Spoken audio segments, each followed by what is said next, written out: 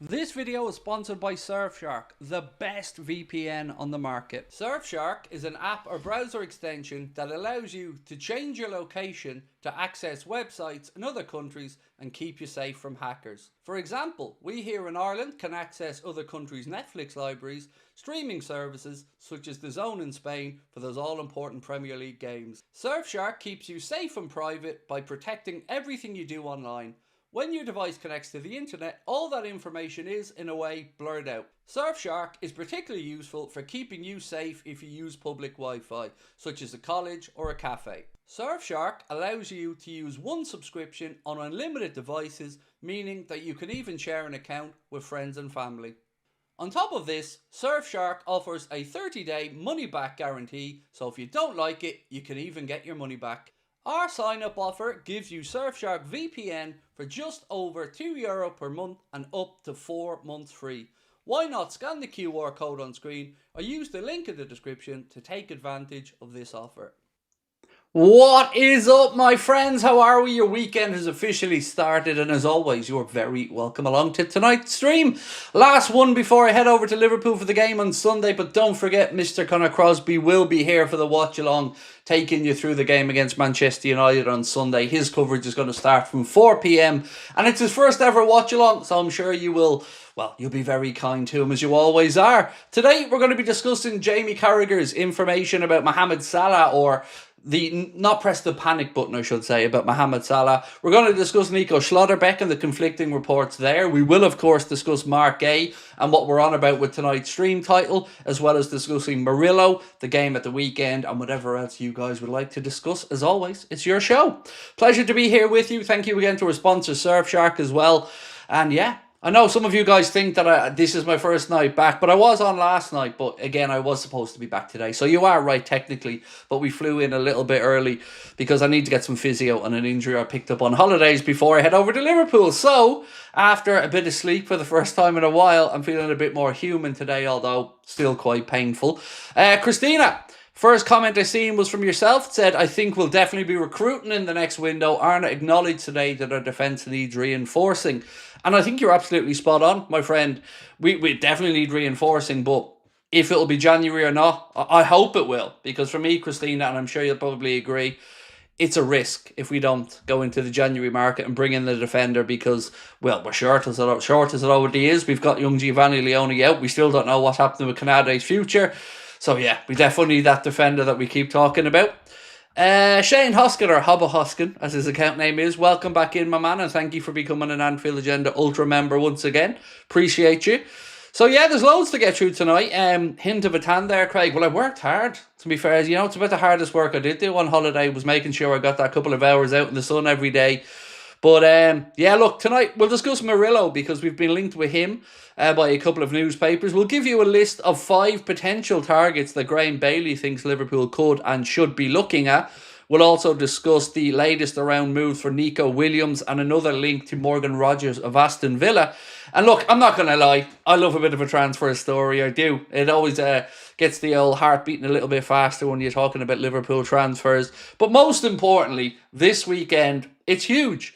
I don't want to overstate it, but we've had 2 weeks of an international break off the back of 3 disappointing losses, and we got to beat Manchester United. It's as simple as that. You know, it's either going to be the best team to play after an international break and to try and rebuild confidence, or if it goes tits up, it could be the worst. So either way, want to just draw your attention to a bit of content that has nothing to do with Anfield Agenda, but you may or may not be aware of the Diary of a CEO podcast that's hosted by Stephen Bartlett. He interviewed Jurgen Klopp today, I think, actually, and the podcast is coming out on Monday. So I just wanted to let you guys know about that because I think it's going to be a really, really good listen. Looking at some of these subjects that Stephen covered with Jurgen, they're all the questions that you and I would ask if we were to sit down with the great man. You know, he was asking about the Michael Edwards situation and who took care of the transfers at Liverpool, asking what really happened behind the scenes to encourage him to leave, and lots of other interesting topics. And on top of that, you know, Stephen Bartlett is a huge deal. He is, you know, a CEO of epic proportions. He's got a really successful podcast. But I just wanted to highlight what a nice guy he is. Connor today reached out to him to say, look, we'd love early access to the podcast, Stephen, so we could do a bit of a reaction to it. And he actually replied back and said, send me your email address and I'll send it over. So massive props to Stephen on that one. It's greatly appreciated from all of us. Right. Alex said, evening, Craig. Gang, can't wait for Sunday. Isak to score. I've got a feeling he's going to score as well, Alex. Yeah, I've been pretty upbeat about that idea in my mind today. And hearing Arna speak and say that, he's ready to go now. The season starts for Alexander Isak right now, is what Arna said. He is now fully fit and up to speed. He, of course, had those games with Sweden over the international break, which will put more valuable minutes in his legs. And it's going to be an interesting decision for Arna which front line he goes with or which three he selects for the game against United this weekend. Also, we've got some injury updates for you. Nothing to be concerned about with Ryan Gravenberch. Today, Arna confirmed that he is available for selection as normal. And Ibrahim Kanade has started to train again as well. So fingers crossed, that is another headache removed for the manager around injuries. The only one that we really know of is, of course, Alisson Becker, who will still be out until after, we think, the November international break. So chance for big Georgie Mumberdash to step up. Daniel said that's awesome. Oh, we actually couldn't believe he replied to us with it. What a gent. Really was appreciated as well. I think maybe he just thought, look, Liverpool channel, they want to react to the podcast. It makes sense, but it's still really appreciated for Stephen to be that kind and respond to us. Right, Elise over Semenyo any day and all day, said Paul Smith. Right, well, let me give you something a little bit different then, dude. Let me give you another option, because there's 3 players that I think Liverpool are running the rule over. So, I love a poll, Stephen. So, let's get going with one tonight. 1 second. So, who would you sign? So, I'm going to give you 3 options. I'm going to ask which one of these attackers would you sign? Because it does look like we could be shopping in the market for one of them. So, okay, we've got that one. We've got... I'll explain some of these as well as we go through. 1 second.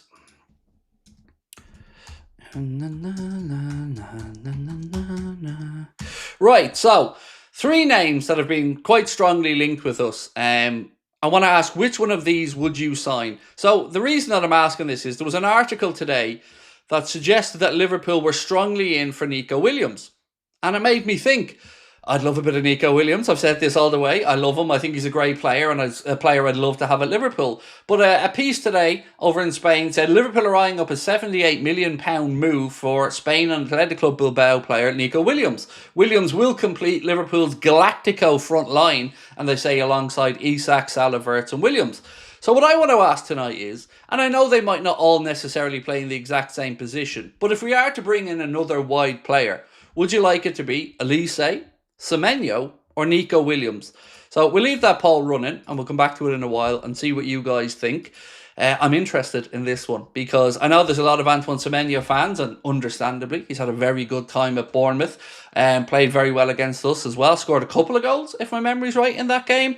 And makes sense that we'd be linked with him. We also know, as per reports this week, that he has a release clause in his new Bournemouth contract. What we don't know is what the number is for the release clause. I want to actually say thank you to somebody. So as I always say to you guys, I sit here and I read comments before I start the stream just to see what kind of vibe people are in. And there was one that said, I've missed my what is up, my friends. Wesley said, so glad to have you back. It's become such a staple and routine in my life. Need my daily fix of what is up, my friends. That means a lot, Wesley, my man. Thank you. Appreciate your support as always. And I actually don't know how that intro became my intro. I don't, because it's not really something I'd say in day-to-day life if I'm talking to my mates or anything like that. I do remember, though, listening. I used to be an avid listener to the Anfield Rap podcast, and not to say I don't listen anymore because anything's changed. It's just I'm busier and I don't have the time.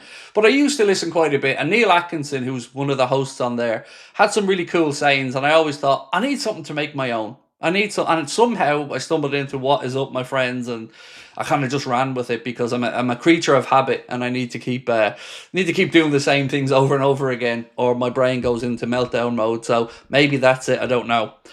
Trexpel Bosun said, missed you a lot this break. Hope you're good. That's so kind of you, my man.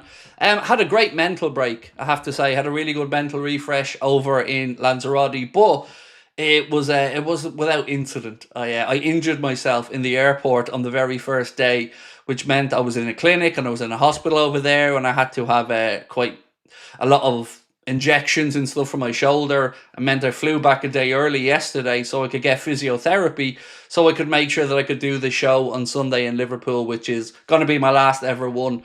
So yeah, I'm taking it seriously. I've gone through the pain of the physio, and my God, ladies and gents, this is the first real physio I've had on like a muscle or tissue injury. Wow. They're sadists. Physiotherapists, you're sadists, and I bet you take pleasure in it, don't you? Because my God, I was crying like a baby. Well, I wasn't really crying, but I was banging the table in frustration. It was painful. It was painful, but I did manage to grab some sleep last night, so that's a good thing. Can't believe it's been 15 years since FSG took over, said Alex. I discussed this one a little bit last night, Alex. Yeah, it's been a real, for me anyway, it's been a real roller coaster of a ride with FSG. You know, some things I've been really angry about, some things I've been wrong about, some things I feel I've been justified with. But ultimately, looking back on it, 15 years later, coming from the Hicks and Gillette era, and before that, obviously, David Moore and his family, you have to say they've delivered 2 league titles, a Champions League, Jurgen Klopp, Arne Slot, League Cups, FA Cup, Club World Cup, and growing up, I dreamt of seeing Liverpool win another league title. Like, to have to wait 30 years to see that.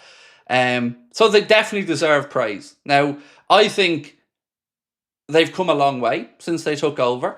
And maybe sometimes they could have, I feel, communicated a little bit better with some of the fans about what the project was. Now, of course, you don't want to give away the secrets in-house, but, you know, when I seen the spend this summer, something just clicked in my brain. Now, I'm not saying that I'm not still annoyed about stuff FSG have done before, because absolutely am. But this summer, it felt like something just clicked and everything came together. So I've always been calling for the transfer spend. I've always been calling for the managers to be backed, and I've always been frustrated that we've needed some clear bits of work that have never been addressed.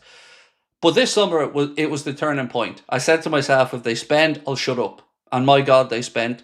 And they spent beyond, quite frankly, my wildest dreams as a Liverpool fan.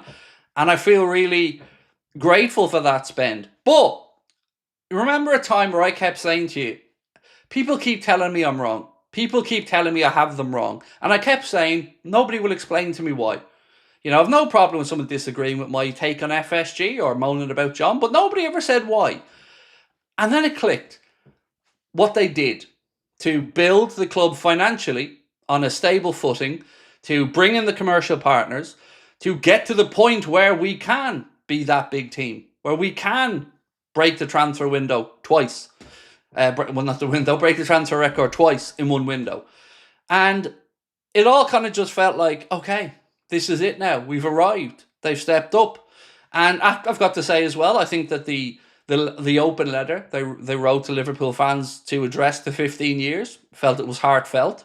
I loved Linda Putitzi's post as well. I thought, you know, you can see what the club and fans mean to her.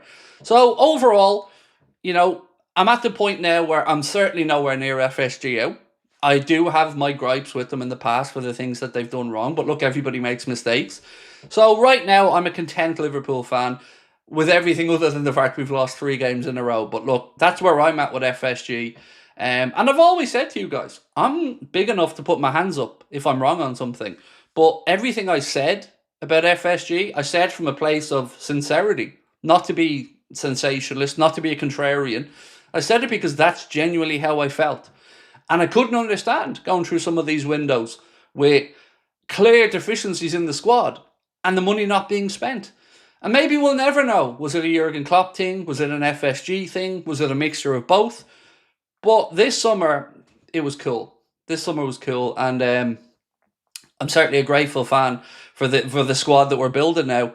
Yeah, so that's where I'm at with FSG. And just to address what you said about the 15 years as owners of the club, there are certainly far worse owners out there. And I even said this at the time when I was frustrated with them. They're nowhere near the Glazers or anything like that.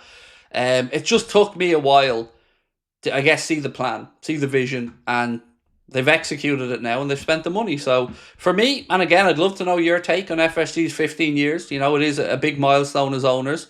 Where are you guys at with them? Had you any doubts yourself, or, you know, were you always confident that they were trying to do the best for the club? Because, you know, we're just fans, right? And we all have opinions, and I'm certainly an opinionated guy at the best of times. So I'm I'd give them a 7 out of 10. And I know that might sound harsh, but I'm a difficult taskmaster. But for me, about 7 out of 10 at the minute. But definitely going in the right direction. Salah versus Luke Shaw hopefully means Mo can get a few goals and assists, said Leon. Well, we know one thing, bro. He loves playing against Manchester United. Mohamed Salah is a goal-scoring machine when it comes to playing Manchester United, and I'm sure he's licking his lips at the prospect of this weekend. We've got some interesting words as well from Virgil van Dijk and from our manager Arne Slot around Florian Wirtz and a few other bits and pieces that I'll bring to you guys over the next few minutes. So, excuse me, my friend, for probably mispronouncing your name very badly, but I'm going to give it a go because I like to try and be polite. Right. Yusupa Malarian? Or Yusupa Malarian? Excuse my pronunciations. So, reports today have suggested that Liverpool have fallen away in the race for Mark Guehi. And then nobody has come flat out and said Liverpool will not sign Mark Guehi. But there's been a whole host of reports that I've seen over the past few days that have suggested that the likes of Barcelona, Real Madrid, Bayern Munich, and of course Premier League clubs as well, have all maybe stolen a march on us. And the real worrying part is this. What we cannot do in January is get Mark Guehi to sign a pre-contract to commit to come at the end of the season. That's where we have a disadvantage. Now, of course, we could make an offer to go and buy Mark Guehi from Crystal Palace in January. But the likes of Bayern Munich, or any club basically outside of the Premier League, have the opportunity to come in and have those conversations with him in January when, you know, that 6-month window opens up for clubs outside the Premier League to be able to come in and get him to agree on a free transfer in the summer. I'm kind of clinging on to the hope of what James Pearce said towards the end of the summer window, that it seems like it's a matter of when and not if Liverpool sign Mark Guehi, and I'm still hoping that's correct. But I'm also starting to see lots and lots and lots of alternatives now being mentioned in the media and discussed by journalists, fans, and, you know, influential people around football. So I thought we could have a conversation around that tonight. So by no means am I trying to say we have lost out on Mark Guehi and it isn't happening, but the doubts are certainly there. And every time I'm watching Sky Sports and stuff, you really are seeing more of the Barcelonas, the Real Madrids, the Bayern Munich's names being pushed forward, because there's a whole host of attractive free transfers coming up this summer. You've got potentially Canade for clubs, obviously Mark Guehi. You've got Deo Upamecano as well. So, you know, it's going to be a battle to get these defenders in, and Mark Guehi is probably a 70 to 75 million pound defender who is going to be available on a free. So it was never going to be a free run. And one thing that I'm unsure of is, did we leave it too late because we were trying to play a bit of a game, trying to get the best price? Or were we sort of not 100% committed to the idea of Mark Guehi? I don't know the answer to that question. It's just, you know, trying to rationalise why we did leave it so late. Because it was very clear we needed a centre-back. It was very clear we didn't know what was going on with Ibrahima Konaté's contract. And of course, bringing in Giovanni Leone is brilliant, but, you know, he is a youngster and one for the very near future. And of course, just been really unlucky with that injury. Leon said Rudiger contract is running out as well, and apparently they aren't looking at renewing. Biggie Mall said the way he acted through the move, he seems like an honourable type of guy. Would he really go elsewhere? Honestly, dude, I don't know. I hope not. Like you, one thing I will agree with you on, mate, he definitely does seem like a classy fella. But, you know, it's a pivotal point in his career. And if you have every top club in Europe looking at you, you're, one, going to be flattered, and two, you're going to have a think, right? You are. Now, we'd like to think as Liverpool fans that we've done some of the hard work. We were close to it, and it wasn't down to us that the deal didn't happen. Crystal Palace chairman changed his mind, and look, that's that. So yeah, I'm still hopeful, but I'd be a liar if I said to you I'm not getting less and less confident as we go through that it might happen. But this is based off a lot of reporting, because I've said to you guys all the way through, I don't have an in on this one. I don't have any exclusive news on it. I don't have any information on it. So yeah, that's where I'm at with it, and that's what it was about. Right. Jibril, Omar, thank you, sir. Appreciate you, bro. Welcome in. Bransfield said, hey Craig, how are things? Can't wait for the package. Oh dude, I'm such a dope. I'm such an asshole, mate. I keep forgetting. It's been a bit of a crazy time, mate. So much going on, both in work life and private life. But that's no excuse. I promised you I'd send something over, and yeah, I'm sorry, mate. That's on me. I promise you I will get my finger out and get it sorted out because you deserve better than excuses from me. Mike said, do you see us pulling a Chelsea and investing in young talent and adopting their sell-on model? Well, I do think, Mike, we're going to see a shift in the way clubs are signing up players now, particularly with the length of contracts. Because we've seen Trent walk out on a free. We could have lost Mo and Virgil on a free, but we, got those sorted out. And now we're in the situation where we've got Canade. And we pointed out some other defenders who are going on frees. So when the whole Mark Bosman situation happened, it kind of shifted the power back to the players. And now it feels like it's gone even further with the power towards the players. And you're going to see more 5, 6, 7 year contracts. And I think it's right because clubs have to start looking after their interests here as well. Because agents make money when players move. Now, of course, they make money when players renew as well. But I would dare to say they probably make more money when players are moving around constantly from club to club. So it's a really tough and weird situation. And when you've got clubs like Real Madrid now adopting this model where they're almost waiting for these players. They're spending money on young talent who they can pay relatively low wages and hope they develop into stars.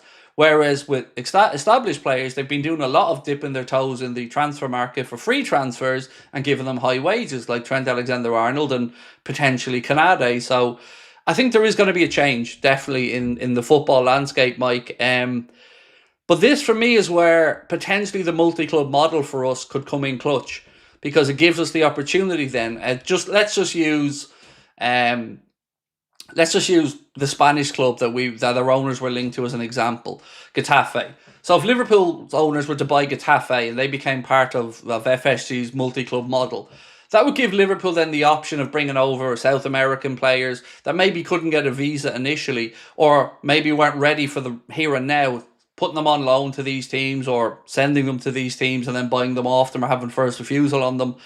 So there are definitely benefits to it. And I'm waffling a bit here, I know, mate, I'm waffling a bit, but it is a very interesting subject because there have been a shift in the way football transfers are moving over the last while, and players and agents are gaining more and more and more power, as you can see from a load of transfers this summer. But the attraction, of course, for a player to fulfill their contract and leave on a free is a lot more money there. Big signing on bonuses. I'm sure a big cut for the agent as well. But whether we go the full Chelsea model of signing up, dozens and dozens and dozens of players and sending them all over the place, I don't know if we go to that extreme, but it certainly proved a profitable venture for Chelsea. They made a lot of money from moving on players. John, how are we, my man? Said Slot has hopefully now changed tactic and we should be allowed to play with speed and not left to right. And our guys seem to be going forward quick. Enjoy the sun. Yeah, that's been a frustration, John, that has come up over and over again from obviously myself and many other Liverpool fans, is this keep the ball, move the ball, but not move the ball quickly enough and not be direct enough. And I was watching something last night on Sky where they had Miguel Delaney on and Jonathan Liu, and they were doing the Back Pages Tonight show, and they were talking about a shift in the footballing landscape away from the Pep Guardiola style, kill them with possession, into a more direct style of football. And what we've seen for us this season is our Achilles heel has come from that directness. Think about Crystal Palace and the way that they would play the ball into the channels behind us. So is it time to maybe step a little bit away from this looking for that perfect pass? And I think you've seen things come back into fashion again. The long throw-in is something. Set pieces, particularly from corners, have become something more prevalent this season in the Premier League. So I think the football landscape is changing a little bit. And I hope that Arna acknowledges that we need to make some little changes in that as well, because whatever is happening at the minute, it hasn't really been working as well as we would have liked. Now, there are, I guess, extenuating circumstances with regards to the turnover of players this summer and new players bedding in and stuff like that, but we need to get it right. And I mentioned this on last night's stream. I've been surprised at the amount of people who've been ready to write Arna off. and say, he only won it because it was Klopp's team. And unfortunately, I'm not just talking about non-Liverpool fans here. I'm talking about people I'm seeing in comments on videos that we make. And it really astonishes me because, yes, it's disappointing. We've lost 3 games and I'm as pissed off about that as anybody. But to doubt the man, I don't get it. I don't get it because, he's delivered straight away. And yes, there are going to be some teething issues. And if you look at it, we had some luck at the start of the season with the way we won games late. We've had a little bit of bad luck with the way we've lost games late in the last few. But this is the first big test of Arna's managerial career. This is the first time since he's been a manager at Canberra, at Feyenoord, and now at Liverpool, that he's ever lost 3 games in a row. So I'm intrigued to see how he reacts to it. But I'm expecting nothing but a positive outcome because for me, he's an incredibly articulate, intelligent tactician. And we are bedding in some new players. And he also said something today which really stuck with me, and he's damn right about it. Wirtz has been unlucky. He has been unlucky. And I'm glad Arna pointed it out because, again, the knives have been out for him and a lot of people outside of the Liverpool fan base trying to say that Florian Wirtz has been a letdown since he's come in. Joleon Lescott with his absolutely ridiculous comments about Liverpool would take their money back at the end of the season if they could get it for Wirtz, which is just nonsense from somebody who, quite frankly, should know better. Arna said today that he's been lucky. He probably should have had 6 or 7 assists. And the one he spoke about, I think most of us will remember, is when he came on against Chelsea, that flick to Mohamed Salah, which, Mo 9 times out of 10 probably would have scored and Wirtz would have had himself an assist. So I don't think Wirtz has been as bad as some have made him out to be. If you take away, and I know it's easy to say this because it kind of suits my agenda as well, but if you take away the goals and assists and just look at his play, look at his metrics and look at what he's doing, I've seen progression game to game when I've seen him play. But yes, of course, football fans, me included, can be fickle on occasion and we want numbers. We want goals, we want assists, and we want, those highlight reel things. But he's working really hard on and off the ball. He's still getting up to speed with the league. And again, he's only a few months into a new career at a new team in a new league. And all of a sudden, some people are unwilling to just give him that break, give him that bit of time because he needs it. And football's been littered with players who take a year to settle in and then become the players that we go on to see. Like Kevin De Bruyne, Arna raised this as a good example. I don't want to say failed at Chelsea, but it didn't work out from at first with Chelsea. Went off to Wolfsburg and eventually came back in to Manchester City and became one of the best midfielders the Premier League has ever seen. So, I think there's going to be a lot of humble pie being eaten by people around Florian Wirtz when all is said and done. One more thing. I had seen Jay, I believe his name is, one of the gents from the Stretford paddock, who listed 10 midfielders that apparently are better than Steven Gerrard that have played for Manchester United.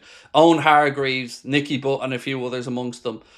Come on, Jay. Now, I don't know the man, but dude, come on. That's absolute pony and you know it.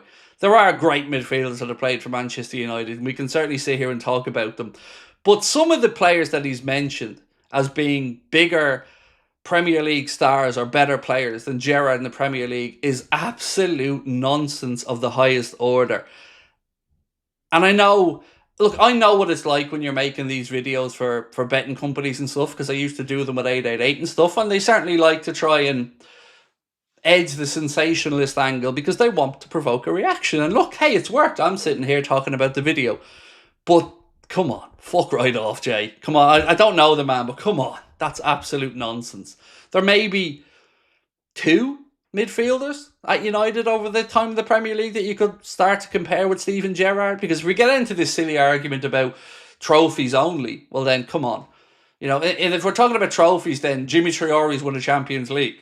Am I going to sit here and tell you Jimmy Traore's an all-time Liverpool legend? No. But, yeah, it's the type of content that winds me up because I don't believe it's sincere. I don't believe that he really thinks that when he puts his head down on his little Stretford paddock pillow at night. I don't believe that Jay thinks that these 10 players are better than Liverpool's Steven Gerrard. Not by a long shot. Daz said Caicedo took a year. He did, mate, yeah. And look, you think back to Andy Robertson. If I remember correctly, it was almost 4, 5, 6 months before Jurgen was playing him week in, week out. And when he settled in, you couldn't get him out of the team. I want to say I have a similar memory of Fabinho as well, at his time at Liverpool, that it took him quite a few months to really settle in. And look, if you know your football, and most of you guys do, you can see what Wirtz is about. You can see the talent, you can see the class, you can see the movements, the manipulation of his body, the reading of the game, all these things. And it'll click. And when it does click, prepare for the banter, because I'm going to be bringing it, and I'm going to be bringing it hard. Roger Rabbit said, some people have no patience. Wirtz will come good. Look, I'm not the most patient of human beings, but I try to be honest in my assessment. Like, am I disappointed that Wirtz hasn't settled as quickly as we would all want? Yeah, of course. We want him to come in and be at it from day one. But you're moving to a new country. And it takes a while to get used to everything. Like simple things like getting to and from training, where to do your shopping, settling the family down, getting used to your teammates' movements, getting used to the intensity of the Premier League, getting used to everything, getting used to how shit the referees are in the Premier League. There's so many things that I think Florian Wirtz is just being judged on because of his price tag, and that's okay. That's normal. I'd be a liar if I said to you I wouldn't be poking fun at some other clubs' players who maybe they paid big money for that, hadn't worked out immediately. But for us as Liverpool fans, I'd like to think we can be a bit more patient with Florian, because he's a superstar in the making. Alex said, Wirtz is class, Lescott talking rubbish. So Alex, dude, do you know what really got me about Lescott saying that? Is of all of us having this conversation, he should know better. He's a former pro, played at the very highest level. And he would have seen players come in through his time at Everton, his time at Manchester City. Some hit the ground running, some take time to settle in. So for him to come out with that statement, it sounded bitter. It sounded stupid. And quite frankly, sounded like bait. Like he was trying to maybe win back over there, or get in the good books again, or stay in the good books of the Everton and City fans. Because there's no way in God's green earth that anybody thinks Liverpool would take their money back right now for Florian Wirtz. Not a chance. David, no, I haven't missed it yet, mate. I haven't got to the super chat. It's the next one on my list, bro. Promise you, I'll get to it in a second. I just kind of got sidetracked here with a little bit of a conversation about the Wirtz stuff, because we've lost 3 games and we're reactive as fans. That's fair enough. I'm certainly reactive as well, but to start writing off managers and players after 3 games in a season or 3 games lost in a season. Yes, the results aren't good enough, but it's not a 1-person or 2-person problem. It's a whole squad problem. David said, hey Craig, did you see Stevie G's interview? Had some really interesting things to say about Trent's transfer to Madrid at the end. Welcome back, my man. I didn't see the whole thing. I take you're talking about the one with Rio Ferdinand. I'd seen some excerpts from it, and I'd seen some little teasers from it. And look, I really did enjoy the fact that Stevie G opened up a little bit on things. He said he has some unfinished business as well in the football side of things as a manager. Yeah, look, he's a clever dude, Stevie G, and an absolute legend of the game. So certainly when he speaks, I try to listen, and his insight is quite good. Look, I give Rio Ferdinand banter about a lot of stuff, but I actually think he's quite good at those one-on-one interviews. And, I've listened to a few of his podcasts that he's done with former players and stuff, and I actually think he's quite good at it. So maybe you should just stick to that and stop with some of the silly stuff.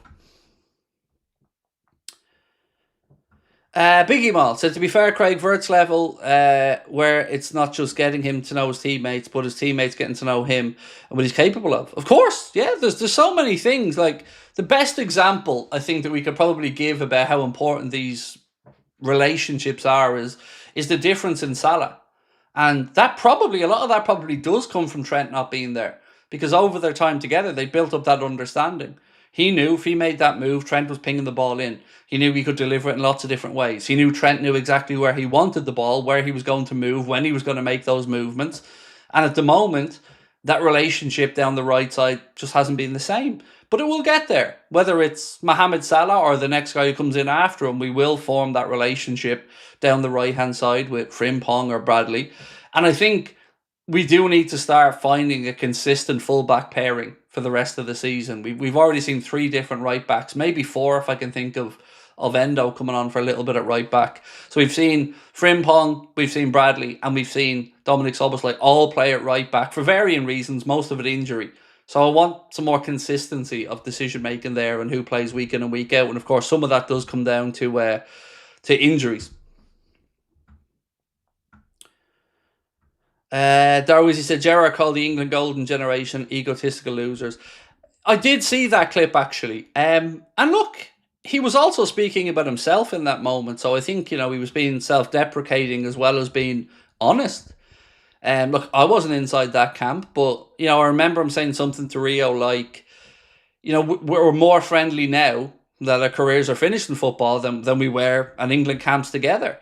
And it does really sound like those club rivalries or allegiances did kind of fester into the England camp. And look, as I said, I always enjoy these kind of open interviews where people are really honest, and you get these more and more as players hang up their boots at the end of their careers.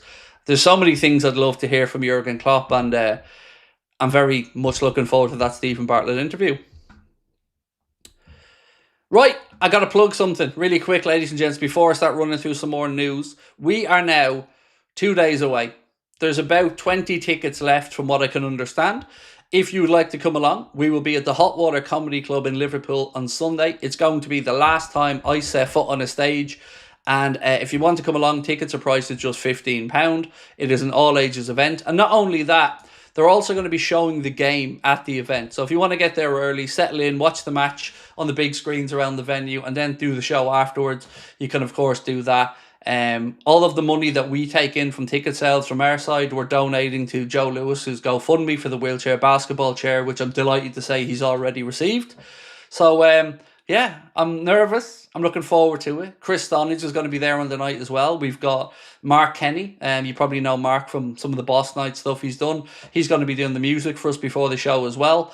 And I'm going to be racing from Anfield straight down to the Hot Water Comedy Club to do the show after the game. So looking forward to it, and a little bit nervous as I always am. Dylan said, thoughts on the Tel Aviv fans being banned going to the Villa game? Look, this is a really sensitive subject, Dylan, and I'm certainly not qualified to discuss it. So all I can say is the police made their decision in conjunction with Birmingham City Council, I believe, and they made their recommendation based on safety measures. They would have access to far more information than I or you would have. So I don't think it would be fair of me to give an opinion on it when I don't really understand the ins and outs of the subject. Public safety and the safety of those travelling, the safety of those going to the game, it is of paramount importance, and nobody ever wants to see anybody injured or hurt going to a football game. So, what I found a little bit disconcerting with the situation has been the interference of Keir Starmer and some of the narratives that have been going on about why maybe this decision was made. As I said, I'm not qualified to talk about it, so I just hope that the game goes off without incident and everybody enjoys it and goes home safe. Craig, did you see an Owen interview about him trying to come back to Liverpool, but Liverpool didn't want him? I've seen various interviews from Michael Owen over the years where he's spoken about, I think mainly that time where we went to Newcastle, when we could have come back to Liverpool. But ultimately, and I don't mean this to sound rude to you, Just Henry, because this is named at you, I really don't give a shite what Michael Owen has to say, because he can say what he wants. He played for Manchester United. That's the end of him, in my eyes, as a Liverpool legend. Out the window. Gone. Forgotten about. Yeah.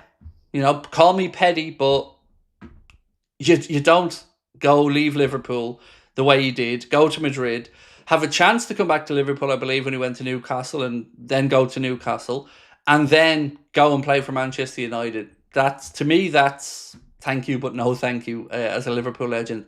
I'll never sit here and tell you he wasn't a great footballer. He was an absolute star, especially when he came through. And he scored some incredible goals for Liverpool, won us a cup final against Arsenal that we had no right to win, but his 2 goals did it for us. But like I said, I'm a petty son of a bitch, and that move at the end to Manchester United absolutely just killed off any goodwill I had towards Michael Owen as a Liverpool legend. But that's just my opinion.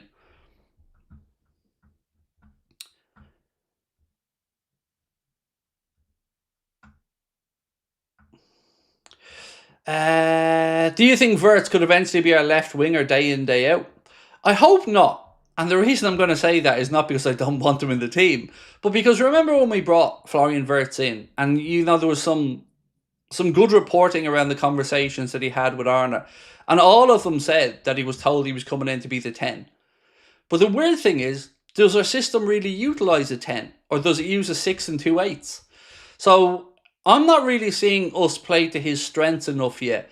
And whether that is him maybe drifting off to the left, because I looked at a heat map of his time at Leverkusen and I looked at a heat map of his time at Liverpool, and he certainly favours, if he is to push to one side, to push to that left-hand side. So I just want whatever works best for him and the team. And if he ends up pushing out to the left, so be it. But what I would say is, one of the problems I think we have in attack, and look, I'm not fit to lace Arne Slot's boots when it comes to these type of things, but one of the things that stands out to me is, since we stopped or we sold Luis Diaz, we don't have anybody to run. We don't have anybody to run at defenders, take them on, and we don't have direct pace that scares the shit out of fullbacks.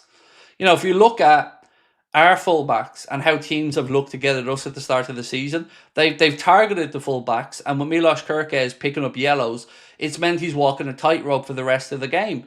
I would like a little bit more of that directness from Liverpool. And again, I go back to the days of Mane and Salah when they were playing with Bobby Firmino, and my goodness, we were direct, we were pacey, and defenders shit themselves.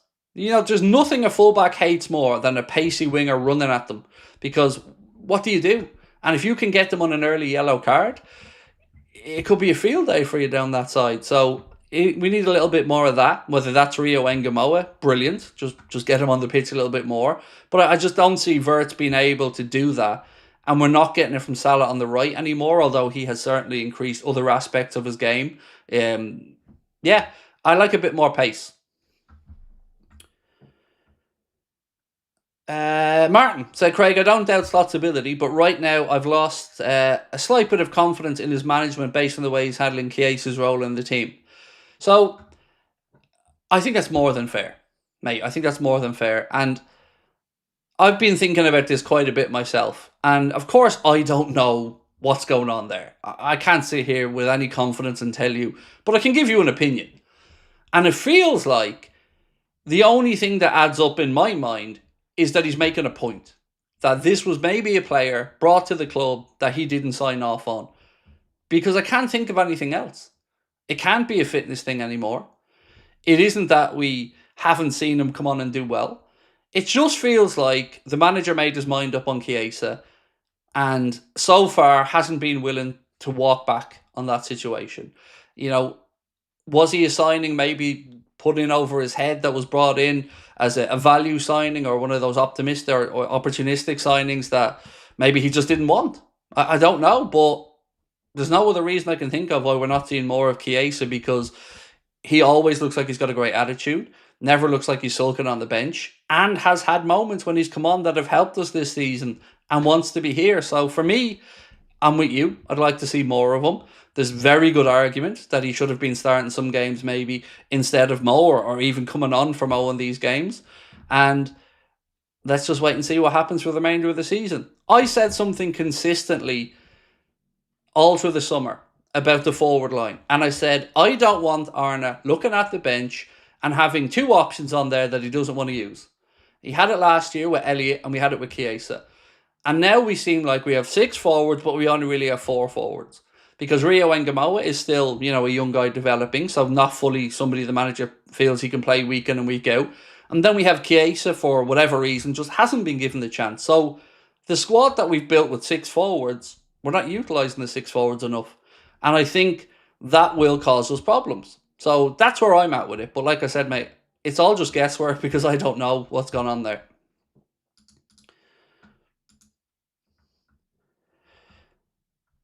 Paul Owen said he must see him as an opportunity. I don't know what it is, but to bring it back to myself for a second. So I've said to you guys about my relationship with FSG, my thoughts on FSG, and that my belief in them has changed a bit over time in a positive direction. So I'd like Arnott to do something similar. I'd like him to give Chiesa the opportunities because I don't see what we have to lose. We need to keep players fit. We need to rotate. We need to keep them fresh. We need to make sure that we don't overdo things, especially with a player like Mo, who's, at the latter part of his career. And there's a really interesting article actually from Jamie Carragher where he makes some good points about this, and I kind of think this links into what we're talking about. So Carragher, writing for the Telegraph, said, "Don't write Mohamed Salah off yet, especially with Manchester United in town. But his current form a sign of father time catching up with him, or is it the setup around him?" He said Slot needs to work out and decide how his long-term team is built around the Egyptian. He goes on to say, Salah is off form, the goals have dried up, but he does not look the same player as last season. The former Liverpool defender went on to say that the tactical reshuffle under Arne Slot could signal a gradual shift in how we use the forward. This last bit, though, is the really interesting part for me. He said, when all sides committed to the contract, there must have been an understanding that when the days of Salah being a guaranteed starter in every game would come to an end over the course of the next 2 years. And I have to say, as a fan, that's exactly what I expected. That yes, Mo gets the contract that he deserved, and yes, we want to keep him at the club, but you have to use him more sparingly as he gets older. I don't think he can play 90 minutes of every single game every single week because I don't think it's going to get the best out of him. And again, if he's not performing and the manager isn't making those changes, I don't know what message that sends to the rest of the team about training hard and taking your opportunities. So yeah, for me, exactly what Cara said is how I felt. That over the course of these 2 years with Salah, it would eventually taper down to a point where we start to bring in the long-term replacement, and then when Mohamed Salah does eventually leave Liverpool, the new guy is up to speed and ready to go. Michael said, and I'm 100% behind you on what's happened online. You're an amazing guy. People need to stop doing this. You do the best for Liverpool. Thank you, mate. I talked about this last night, and I said I wasn't going to go over it again, but it put me in a dark spot, mate. It put me in a really dark spot mentally, and I don't wish to revisit that situation in my mind again. So I appreciate your support.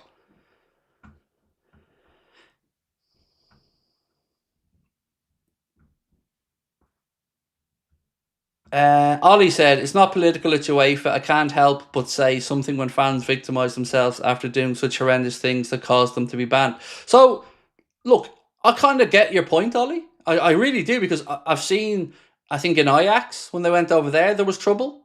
And I've seen trouble before. So I do get your point, and I actually think the police are on the right side of this, because their job is to look after public safety, and that includes the travelling fans over, it includes the match-going fans of Villa.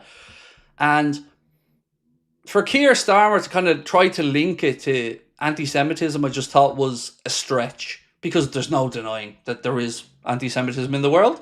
But this is about football. This is about a group of fans who, as you've said, have previous, and the police just want to make sure that it's an incident-free event. And, I think public safety should be of paramount importance here for everybody. David said, Craig, I saw your starting 11 for Sunday. I agree, but I'd still put Gakpo in for Ekitike on the left. Start Ekitike, Isak on the bench. Better form. For me, I think I just got to the point, David, where I'd seen a lot of people talking about Cody Gakpo's not really seizing the opportunity of Luis Diaz's departure so far this season. Now, Cody's always chipped in with his fair share of goals and assists over the course of a year.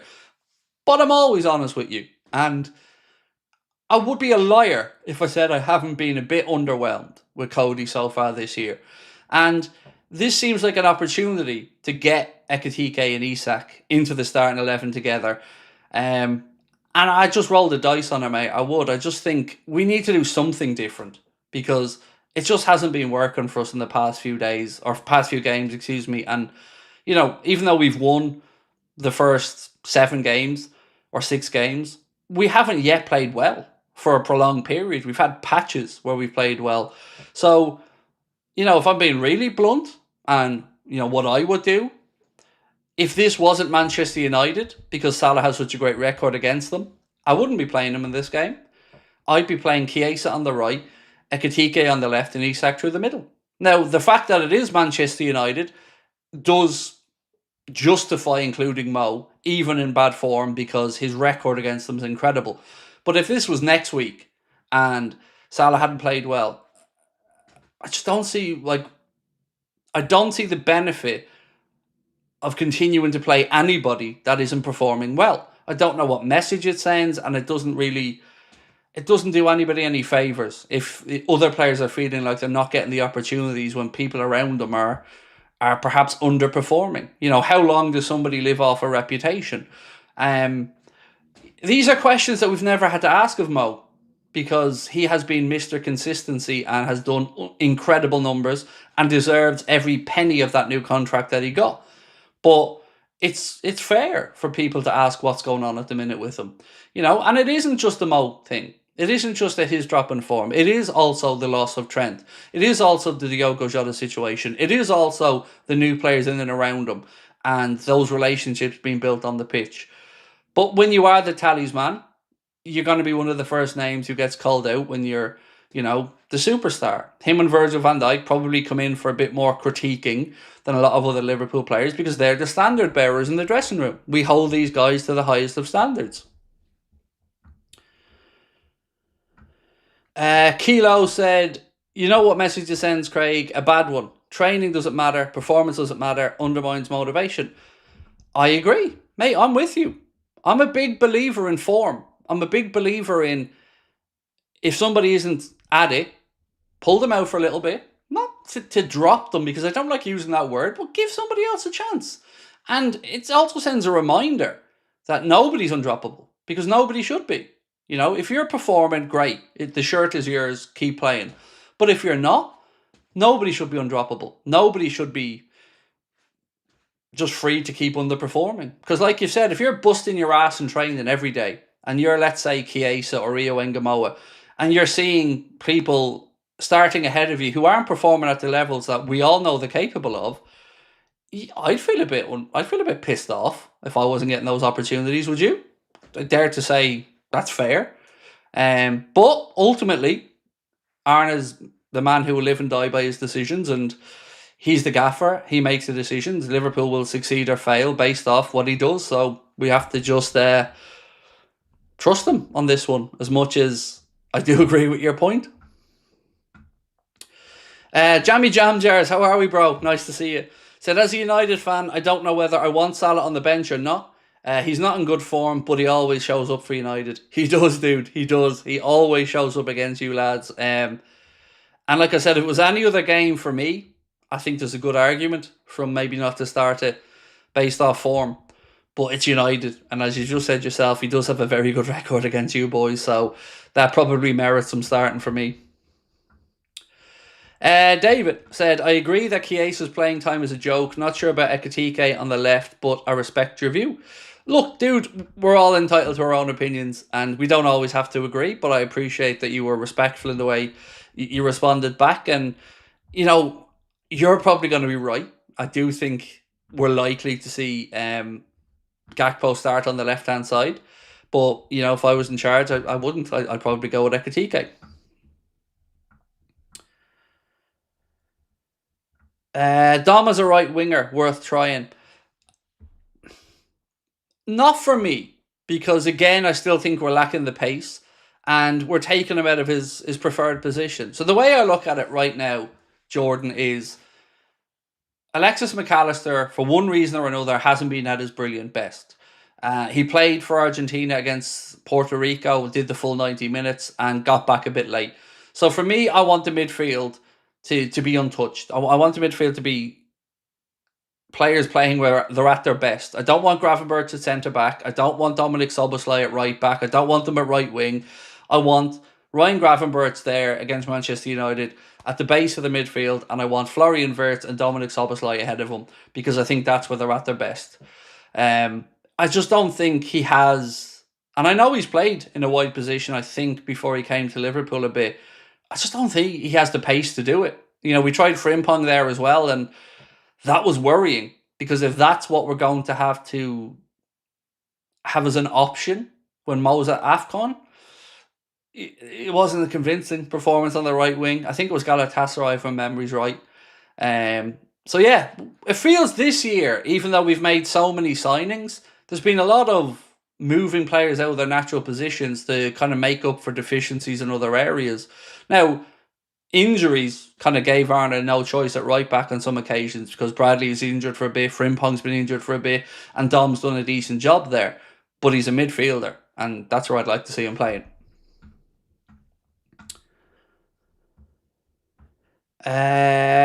Who starts against United up top on Sunday, and does Canade start? I don't feel like we know our starting 11 anymore.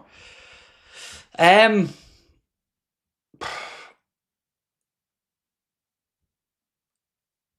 don't think Canade should start personally, because I don't think his head's right, and I don't know why, and it wouldn't be fair of me to guess.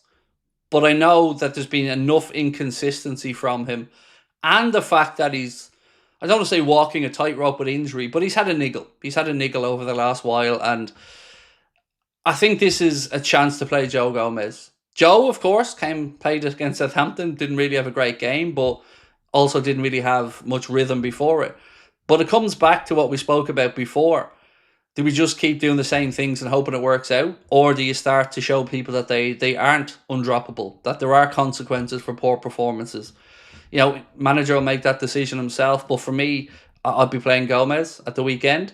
And up top, like I said, I'd go, if it was me, I would play Salah for this one because it's United. So I'd say Salah, Isak, Ekitike would be my front three. And a midfield of Gravenberch, Szoboszlai and Florian Wirtz. Kilo said, I'm worried about Frimpong. He doesn't look particularly good at right back or right wing. I don't think we've really seen enough of him at right back to make, and that sounds weird, but I don't think we've seen enough of him at Liverpool at right back to know if he's going to be good or bad in the position, excuse me. That's one position where I don't know if we have a favoured right back at the minute. Who is the starter? I said on the left, it probably is Milos Kerkez. You've seen more often than not the manager backing him to start. But these are Arne's decisions to make. And who is going to be the right back in the big games? I think that position is still up for grabs. So it's going to be up to Jeremy Frimpong and Conor Bradley to show the manager they're that guy. Dave said, Craig, you should do a 10-minute video from outside Anfield before the game. Honestly, I don't want to. I know that sounds a bit harsh, but I want to go and enjoy the game. I want to go and enjoy the company of the people I'm going to the game with, and I just want to enjoy it. Yeah, I might do something afterwards, a bit of a reaction or something. But I just want to go to the game and just keep my head down, because I'm a little bit nervous. I don't know what type of reaction to expect over there when I bump into people or not. So, that part of it makes me want to just go to the game, keep my head down, get out of there and get to the show. But I just want to enjoy it. It's the first one in 3 years I've gotten over to. It's a lifelong bucket list game to go and see Liverpool United. So, I just want to go there and spend time with Brian, with his brother, with his brother's missus, and just take in the occasion. Lee, AFCON is January, mate. January. Astro Cop said, don't even think about making content, Craig. Live it, not record it. I am a huge believer in that. When you go to concerts and all, I'm not one there holding my phone taking videos or anything. Because it feels like a weird thing to me. You want to show people the good time that you had by not having it. I want to just be there. I want to enjoy it. And yeah, I'll probably take a little video before the game for a second or two of the crowd singing You Never Walk Alone. Why not? But when the match starts, I'm just zoomed into the game. I don't want to be on my phone. I don't want to look at my phone. I just want to enjoy what's happening in front of me, because I maybe took going to games for granted when I was younger. And, now that I have the channel and this is my livelihood, this feels like a rare opportunity for me to go over there, and I'm very grateful to be able to go. So I just want to have fun. Harry said, Craig, I hope you're better today. I was in an ambulance Tuesday, all better now. Can't wait for Sunday. I'm still fearing we don't sign anybody in January. I'm still in a lot of pain, Harry, but I did get a bit of sleep last night, which really helped because it's the first solid few hours of sleep I've had in about a week. I'm sorry to hear about you, mate. I hope you're okay as well. And in January, so for all the positive stuff I've said, if we don't bring in a centre-back in January, I'm going to be pissed. And I mean early in January, not end of the window stuff. We need to act quickly. So I hope that the club right now are running through options because we need a centre-back. We are one more injury away from a real crisis at centre-back. Craig Hughes said, we had a championship winning team, spent a fortune and gone backwards to shoehorn players into a format. It ain't working. So I understand where you're coming from. Don't know if we've gone backwards or if it's teething issues, but it does. Your point's a valid one. It doesn't feel like we had a foolproof plan to drop these guys in and it's going to work. But also, sometimes maybe I think we oversimplify things. And I was asked a lot over the summer, did I expect too many changes? Did I think there was going to be issues? And I was kind of probably a bit pig-headed, and I said no, because the quality of the guys we were bringing in were top-notch. But the proof of the pudding's in the eating, and results, one way or the other, performances just haven't been good enough. And they haven't. I don't think we've dominated a game this season yet in the way we have in the past. Not one. That, to me, 10 games in, is my biggest concern. You know, results are great. I'll keep picking up wins and I don't really care how they come about, but you do want to see performances as well, and you want to see an understanding of what's happening. And a lot of us as fans are confused as to what style we're trying to play.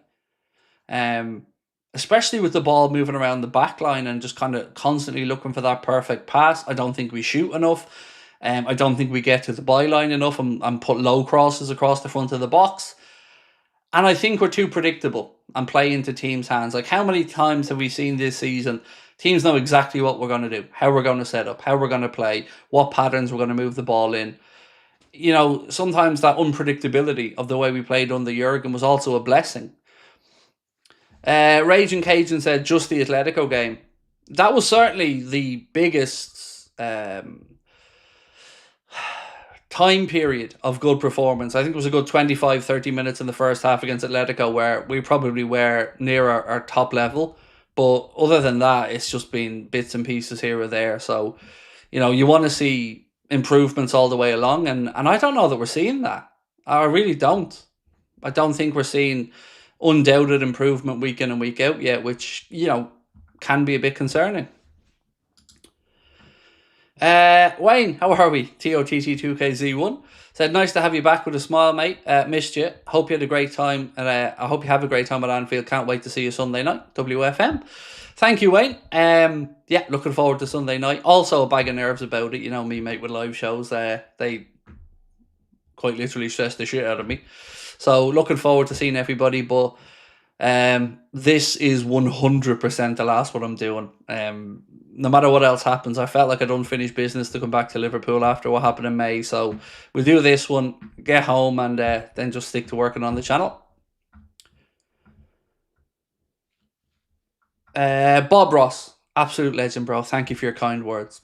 Really means a lot. Leona, how are we, my friend? Member with us for 3 months as well. Thank you. Said, hey, Craig, how are we feeling for the United game? I'm kind of probably overly optimistic about it, Leona. It feels like it's the right game at the right time to start putting some of the wrongs right that we've had in recent weeks. And you kind of think to yourself, if you can't get yourself up for this one, after losing 3, having Manchester United then at Anfield to kick us back off on the Sunday, I want a performance. And nothing but a victory. Nothing but a victory is good enough, Leona. So I expect us to win. I don't think it's going to be a cricket score or anything like that. It might be a bit more nervy at times than we'd want it to be, but I do think we'll get the job done, and I think we'll get back to winning ways.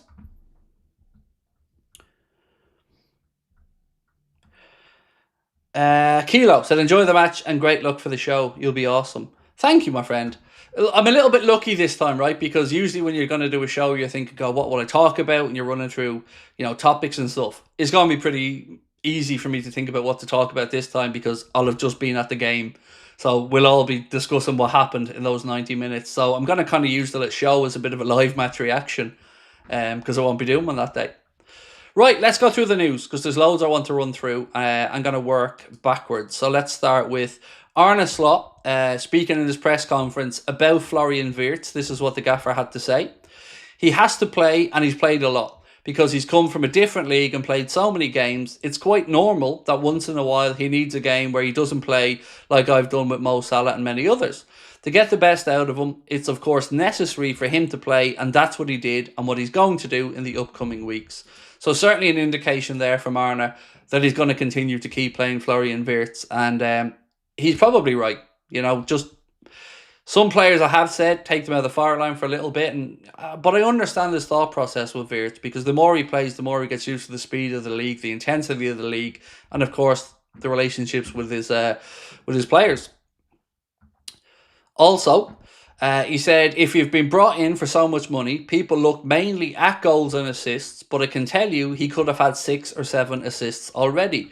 He's been a bit unlucky with the finishing when he's given his teammates chances, but in general, for a 22-year-old, it's quite normal that you have to adjust to going to another country, let alone to the Premier League. Virgil van Dijk has been speaking about Florian Wirtz, and this is what our captain had to say. The main thing is when new players are coming in, as when I came in for a lot of money, is that you feel welcomed. You feel calm. Your home situation is sorted. Your family is happy. If that is good, then you'll be able to excel. On top of that, in any profession, you need a bit of time to adjust, to get to know your colleagues, what they like to do, and also the demands of the Premier League and being at Liverpool. It's absolutely normal. I'm really glad that they've come out and spoken in support of Florian Wirtz because, like I said at the start of this stream, I don't understand some of the naysayers towards Wirtz because he is 10 games into a new career in a new league after a huge move. And at a time as well where it's very, very difficult for our club with the tragic loss of Diogo and his brother. It was a very weird and strange time for him to come in and join the new team. So if you put it all together, I think it's understandable that he's taken time to settle in. Right, transfer talk. Let's talk about Rousing the Cop, who have linked Liverpool with Murillo. This is what they've had to say. Liverpool could turn to a move for Nottingham Forest defender Murillo after losing the advantage in the race to sign Mark Guehi. This is the type of thing I was talking about at the start when I said more reports are coming to come up to say that Liverpool are losing the advantage they had in the Mark Guehi situation. The piece goes on to say the Reds had agreed the Crystal Palace defender in September, but it fell through at the final hurdle, and they've now identified the 23-year-old Brazilian as an alternative target. I would say an expensive one, though, if they were to try and get him out of Nottingham Forest. Graham Bailey has listed 5 alternative centre-backs that Liverpool could target should they miss out on Mark Guehi. And before I read them out, just a reminder that we have options there for you to vote on at the minute. We asked, who would you sign for an attacker from Michael Elise, Antoine Semenyo and Nico Williams? If you haven't voted, please do take a second. We'd love to know your thoughts. Right, so these are the 5 centre-backs that Graham Bailey has spoken about as possible alternatives. Nico Schlottbeck of Borussia Dortmund, Dayot Upamecano of Bayern Munich, Castella Lukeba of RB Leipzig, Joel Ordenez of Club Brugge, and Taras Mikavko of Dynamo Kiev. Now, I don't have any idea about the last centre-back on that list. I don't know the man from Adam. But the other 4 I've got some understanding of. And Schlottbeck, I'd be happy enough with. Upamecano, honestly, no, for me. I feel like we got the better centre-back from RB Leipzig when we got Canade. Lukeba is a very interesting one and has been somebody that Liverpool have been rumoured to have a long-held interest in. His price could be a bit prohibitive because they were talking about 75-80 million euro, if I remember correctly. And then there's Joel Ordenez of Club Brugge, which is a relatively new link that I'm aware of. I remember him being linked this summer, but apart from that, not really up on the Liverpool radar before that, in my understanding anyway. So what are your thoughts on that, folks, as a centre-back list? Is there anybody there, if we didn't get Mark A, that you'd be happy with or you think is realistic? While we're also speaking about the situation with Schlottbeck, Florian Plettenberg has said that rumours linking Liverpool with NICO Schlottbeck are wide of the mark. So conflicting reports from him and Christian Falk, who said yesterday that Liverpool are one of a few clubs looking at Schlottbeck. Shane said, are we giving more money to Slot? Well, we have to. You know, if you look at it any which way, we need to get a centre-back. We still don't know what's happening with Canade. Right now, we know we've lost one centre-back for the season. So we're down to 3. Gomez, has had some injury concerns himself over his career. So it's Canade and Virgil. If one of those are injured, we're screwed. Then we really are in square pegs and round holes territory. So I don't think we've any choice but to go out and get a centre back. And my thought process on it has been that if we have an understanding that we're going to sign Mark A in the summer, and I don't know if we do or don't, but for argument's sake, if we did believe we could still get him, I'd still argue we sign a centre back in January, because I think we'll lose Joe Gomez next summer. So you might have Gomez out, Mark A in, but I would still bring in that centre back now, because then we would have Virgil, Guehi in my scenario.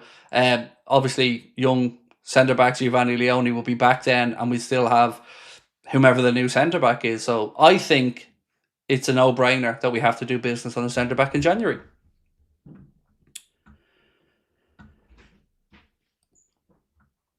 Here's a question: why don't you rate Upamecano, mate? I just don't rate him. When I've watched them, I've just seen mistakes in him. It's almost like Canade, but a bit more mistake ridden. He has never impressed me as much as Canade has. Even when I was watching him at RB Leipzig, just not one for me, mate. And it wouldn't feel like any kind of a step forward if we brought Upamecano in and lost Canade. It would just feel like, at best, we've stood still. At worst, gone backwards. McLovin said we have to sign 2 centre-backs and a DM in January. On the DM front, actually, I said this in the early video today, but there's been links for us to sign, it was yesterday actually, Kefren Thuram, who's now at Juventus, which I don't really understand. It seems like Manchester United are going to go all out to sign Carlos Baleba. And I think that could happen at some point, whether it's January or in the summer. There's real interest there from United and Baleba, and they really, really are trying to make that one happen. So does that give us a chance maybe to steal a Martin, the likes of Adam Wharton, who Manchester City were interested in? I think Real Madrid are interested in, and of course Liverpool's name has been mentioned as well.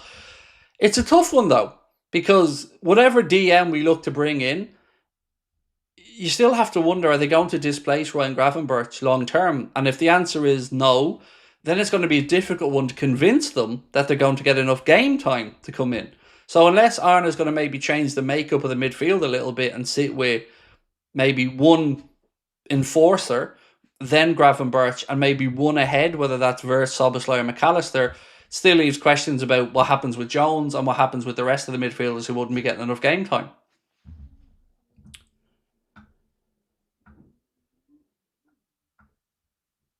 What do you think the final score will be? Let's go for another 7-0. I don't expect anywhere near a 7-0, but 2-0 I'd be really happy with. I did have, and I had a thought process the other day, it could be something mad like 3-2, but truth is I'm not sure. I just want us to win the game.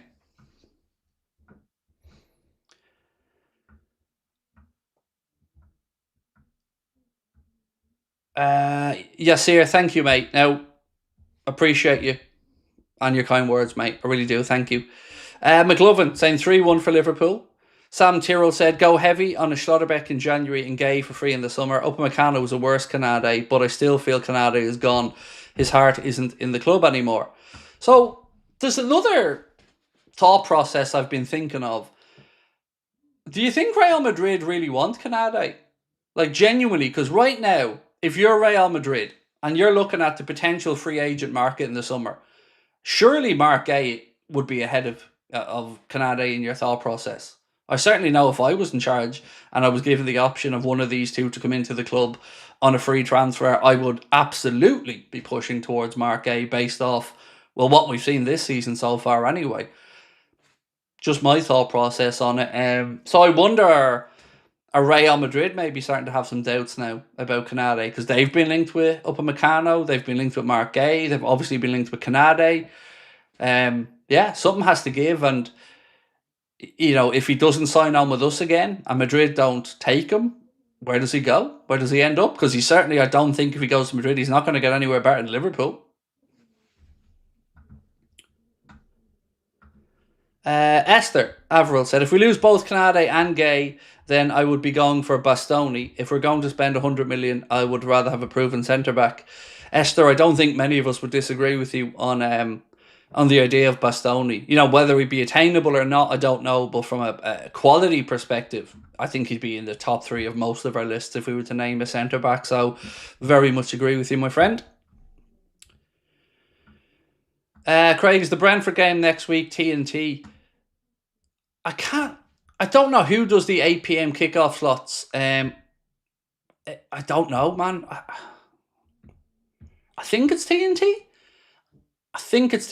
But I can't for the life of me say I'm certain. It is an 8 p.m. game, though, if I'm not mistaken. Let me check it, sure, while we're live. Let me have a quick look for you.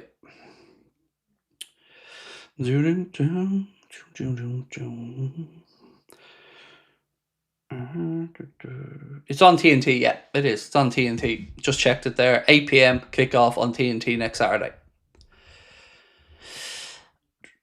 Can we get Guehi in January? We could if we bought him, yes. So 2 things about that, though. They'd still have the same problem of needing to find a replacement, and you would also have the situation of, would Mark A want to move mid-season? Where we're potentially, Jay Woods, at a bit of a disadvantage is, we can't openly negotiate with him in January like any club outside the Prem could. So Real Madrid, Bayern Munich, Barcelona, when they get into that January period, that last 6 months of his contract, they could openly talk to him and his agent and maybe steer him away from Liverpool. I hope we get him. I do. Yeah, I really, really do. But I'll go back to what this wording here said of the post I read out a few minutes ago from Rousing the Cop, where it said the Reds, Liverpool could turn to a move from Nottingham Forest defender MURILLO after losing the advantage in the race to sign Mark A. Now, I don't know if they have information that isn't available to the public, but they're not the first ones that I've seen speculate that maybe Liverpool have missed the opportunity to get Mark A. Truth is, like I've said to you all summer, I really don't know. I've had no inside information on the Mark A stuff all the way through the summer. I've just been waiting for journalists to talk about it and wait and see what happens. Sam said, completely agree on Guehi being ahead of Canade. Slot has lost some faith in him. I think the injury against Chelsea was a white lie. His passing was all over the shop and defends like Bambi on ice. It's been, I think, the epitome of inconsistency, Sam, this season from Canade. And Canade at his best is damn good. Like, really, really good. But this season, I couldn't look you in the eye and say I'm happy with him. I'm not. He's all over the shop. He's had some good games, but he's had some absolute stinkers as well. So something needs to give. Either his performances pick up or he has to have a spell on the bench. And if the manager doesn't do that, I think it'll be detrimental overall. Because we've spoken tonight on a few occasions about some players who just haven't been hitting the standards we know they're capable of. And we don't know the reasons why, and it could be a multitude of reasons, but you have to react as a coach and a manager and make these decisions. And Canade hasn't been anywhere near it. So for me, I'd play Joe Gomez on Sunday against United, but I would probably say Arna's going to play Canade. Right, ladies and gents, if I could ask you a little favour, if you can, please do hit that like button for me. And if you haven't subscribed, I'd love you to do that as well. This will be my last live stream until Monday because I'm heading over to Liverpool. Well, I'd say in the morning, but it's really in the middle of the night. So I'll be over there for the weekend. Connor will be doing the watch along on Sunday of the Manchester United game. He'll be starting from 4 p.m. and then I'll be back on Monday and we'll be back to our regular format moving forward. I know I've missed a lot of time over the past week or 10 days because I've been away and now I'm going away again. But I do appreciate your understanding and very much excited to get back into a rhythm and get through this November international break. And then we've got 3 straight months where we can focus on the Reds all the way to March.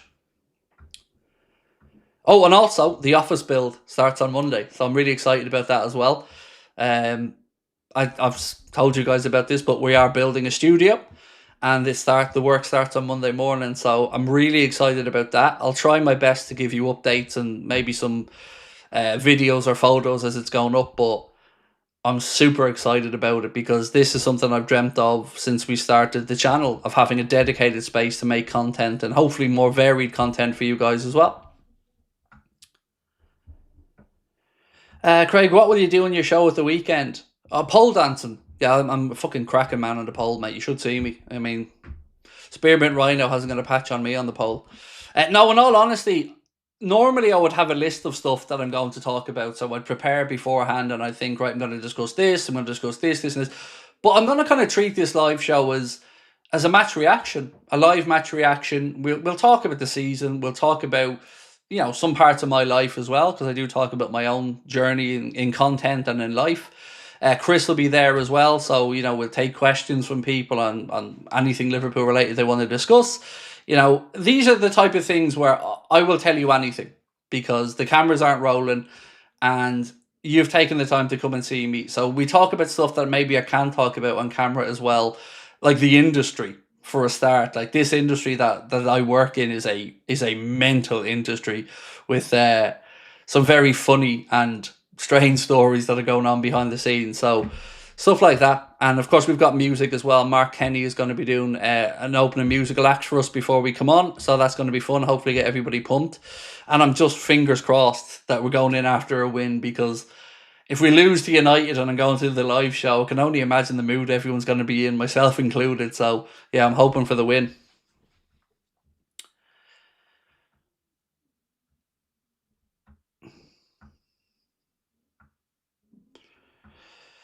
How does one's jumper get so black?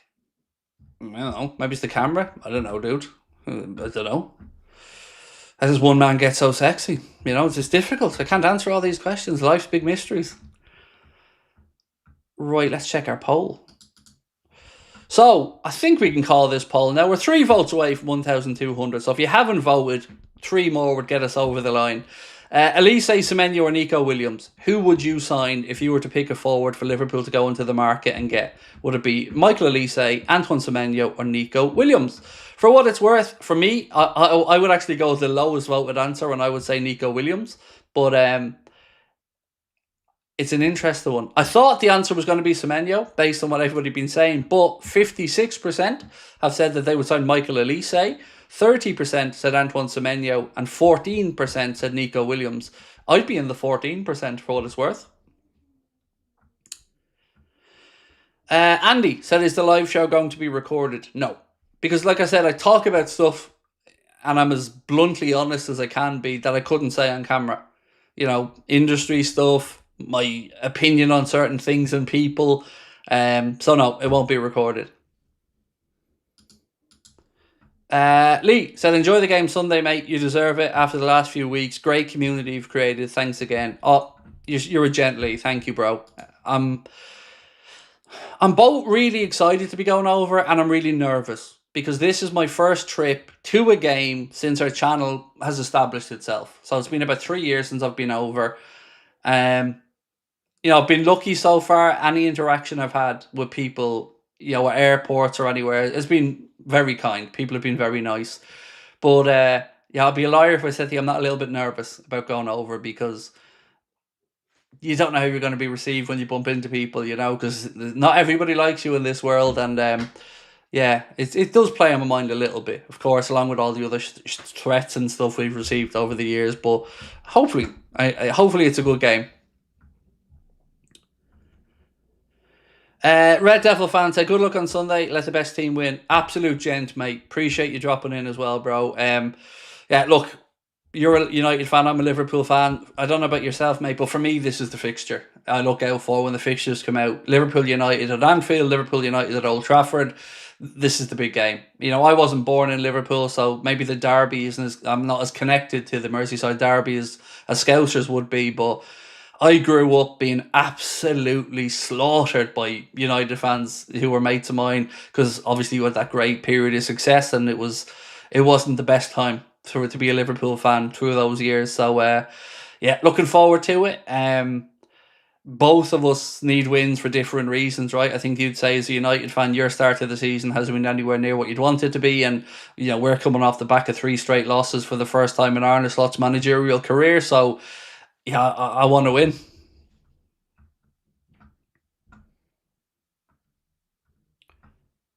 What do you make of the bloke who was buying Everton being charged for fraud? I didn't know it. I honestly didn't know anything about that. I must have a little read up on it afterwards, but interesting one. Mate, are we allowed to wear our shirts at the show? Oh God, yes. Oh look, dude, it's a full-on fan event. Like, definitely wear your Liverpool stuff. Yeah, look, the venue, I don't know if you've ever been to the Hot Water, but it is an incredible place. So they have 1, 2, 3. I think they have 5 different theatres of varying sizes, but they also have a communal area where they show games. They have 8 food stalls around the place. It's an absolutely top-notch venue, and it will be full of Liverpool fans in there to watch the game. So if you want to get there early, they will be showing it. I think they have like 12 screens around the place, maybe more. Maybe I'm doing them a disservice, but yeah, of course you can.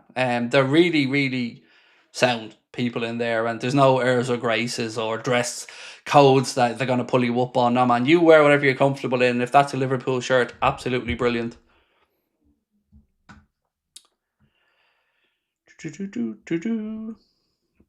That door frame had it in for you. Do you know what the really annoying part is, Royston? I was picking up the keys for the car hire at the car hire desk, and there was a toilet right beside it. So I picked up the keys from the car hire company, went to go to the toilet right beside it, and there was a lady mopping it, so she had the little yellow sign in, so I had to find a different toilet.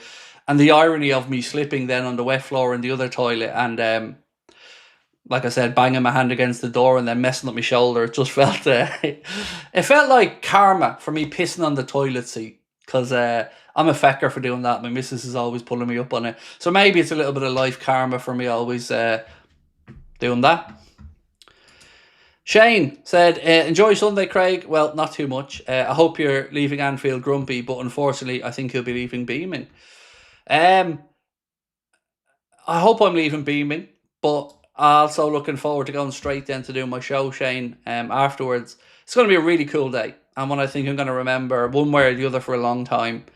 So I'm excited to meet everybody again at the show. It's my favourite thing is when I say goodnight and we take pictures and we have a chat afterwards. That's my favourite moment of it all. So appreciate you, and yeah, I hope you have a lovely weekend as well. But of course, not at 6:30 when the game's over.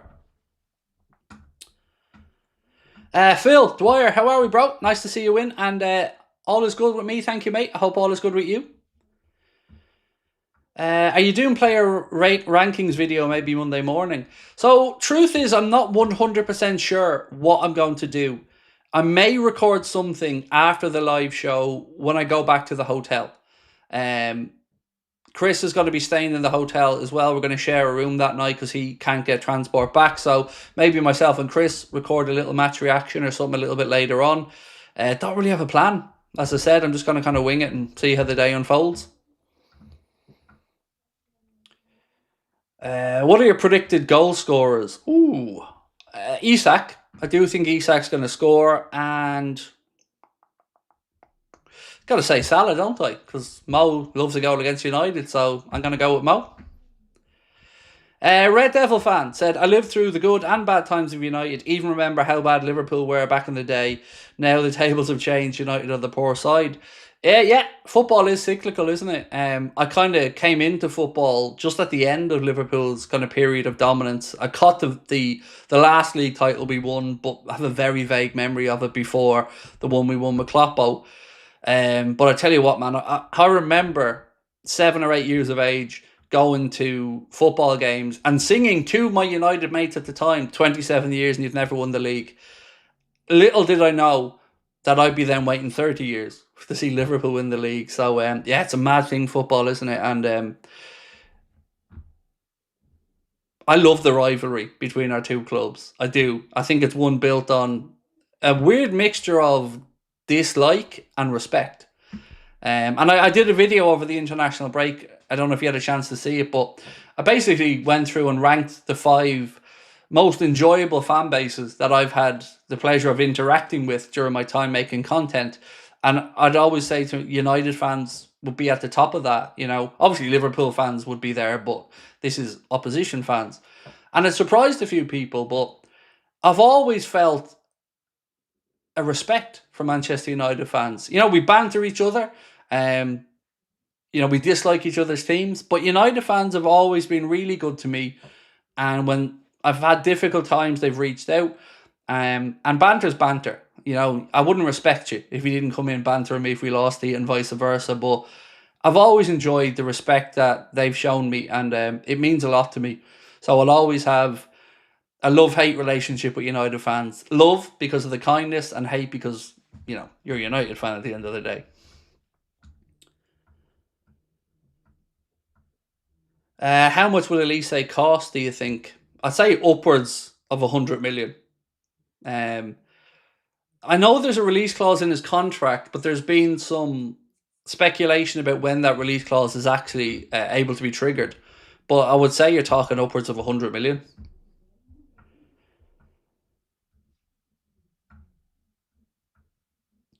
United will wait years for a league title. Building a new stadium is a good start to begin with. Yeah, even on that one, it's an interesting one because how are they going to fund it? Like, you're talking, I think, about 2 billion based off what Radcliffe was saying. Um, it'll be an interesting one. There's no doubt, like, Old Trafford needs to be modernised or knocked down, whatever they decide to do. But yeah, it's a mad world, football, isn't it? Like, it almost seems unthinkable during the Ferguson era that United would ever go this long then, since that time, without more success in the league front. But I can't see you guys winning the league title in the next 5 years minimum. And I don't think I'm being sensationalist saying that.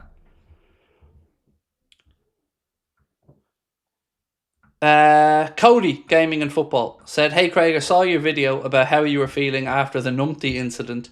I hope you're feeling better and sorry you've had to put up with this. You didn't deserve the hate."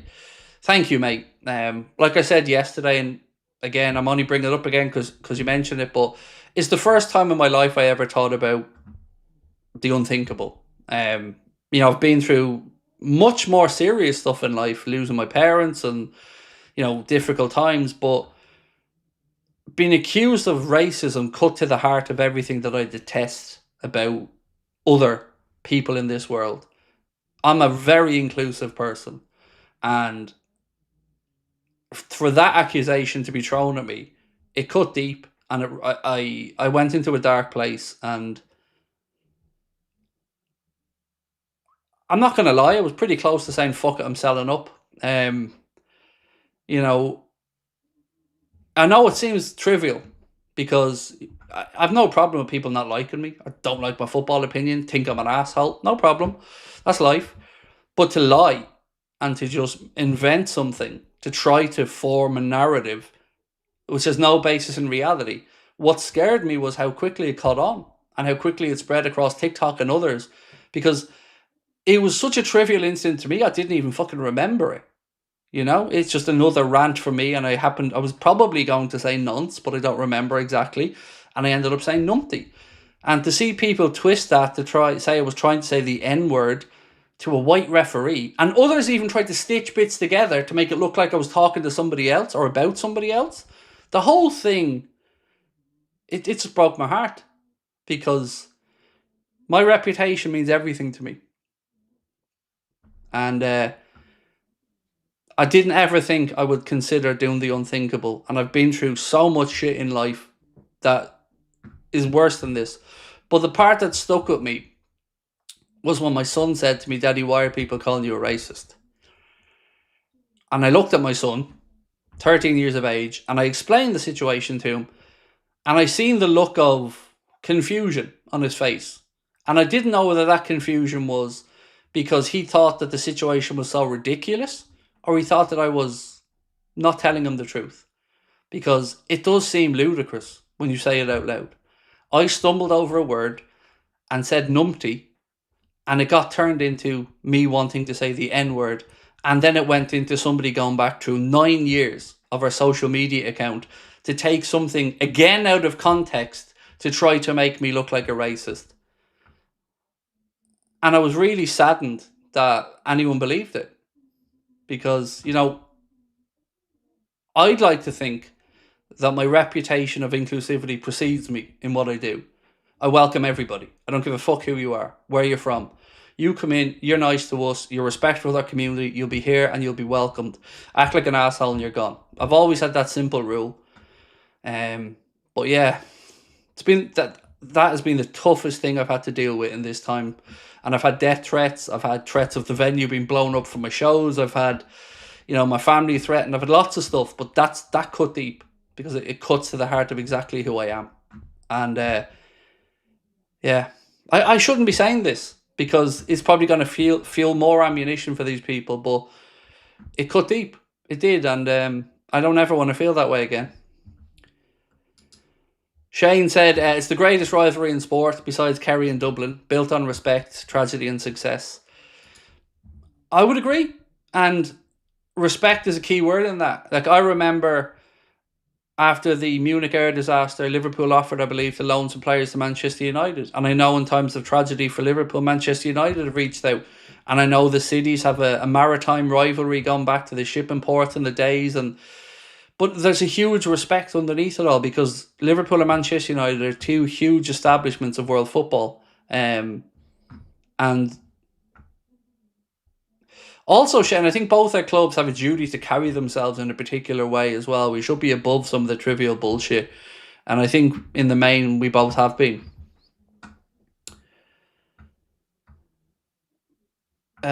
No lie, Eli. So when you're in the public spotlight, unfortunately, people are going to take shots at you and to cancel you. We love and support you.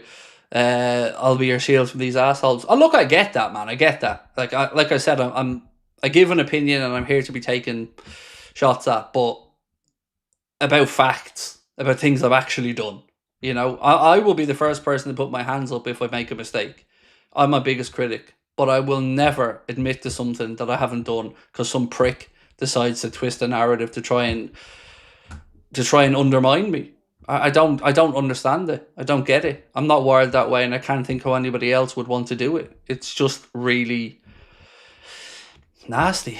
Can you get in contact with Ryan Giggs and ask him about his famous comment regarding United never collapsed like Liverpool? It'd be interesting.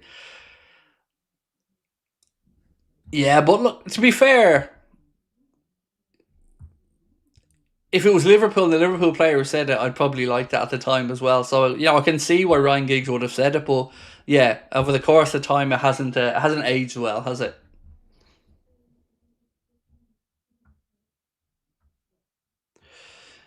Kilo said, the moment you weren't an apologist for the fan who racially abused Semenyo, I knew what kind of person you are.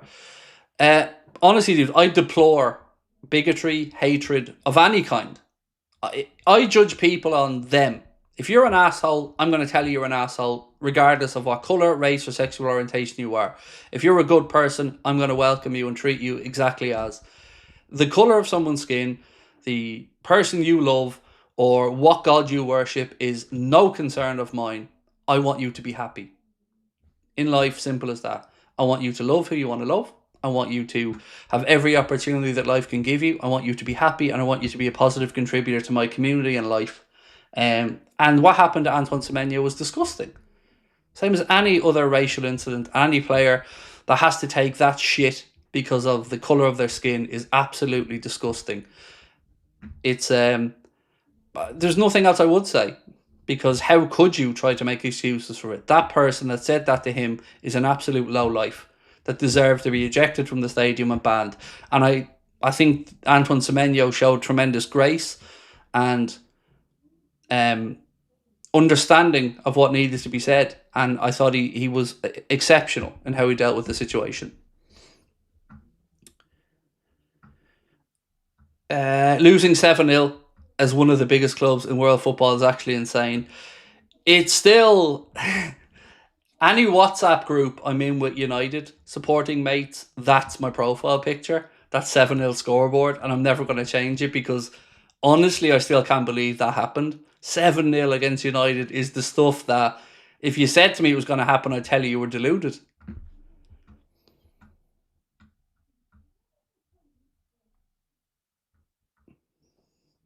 Kilo said exactly what you're saying, not judging somebody for who he, she is. What I said to a friend with autism, this is strength of people on the spectrum. They see others for who they are. Yeah, look, as you know, I have Asperger's, or on the autism spectrum as it's now called. And I'm blunt because that's the way I'm wired. But I don't have a hateful bone in my heart for somebody unless they deserve it. So yeah, like I said, it was tough, but I was also really humbled by the people who did reach out to me. People who I haven't spoken to in a while, who'd happened to see a clip of it and said, "This isn't you. We know this isn't you, mate. Ignore that bullshit." And that meant a lot to me as well. Shane, how are we, dude? Said, yes, Craig, so true. That's why the attempted participation in the format of the Super League should have had both sets of owners run out of the clubs. 100%. And that was one of the biggest gripes I had, Shane, with FSG, was they were willing to take everything that came before, all the European success, the storied participation in the European Cup and the Champions League, and just without any consultation to any fan like that, just say, we're doing this now, and this is happening, and you're going to come along with it. It was a huge mistake from all the club's owners that wanted to participate in it, and it was done in a shambolic way. And I'm still angry over it to this day. I'm so proud of football fans and the football community for stepping up. You know, how often do we all come together? Not very often. But that moment was probably the most pride I've had in football fandom in my lifetime, because to a man, woman and child, everybody said, fuck the Super League, and no way this is happening. You don't own football. We, the fans, own football. And it was such a proud moment for us all. And I'm so proud of football and the fans for the way everybody came together on that, because it was just a money grab, straightforward.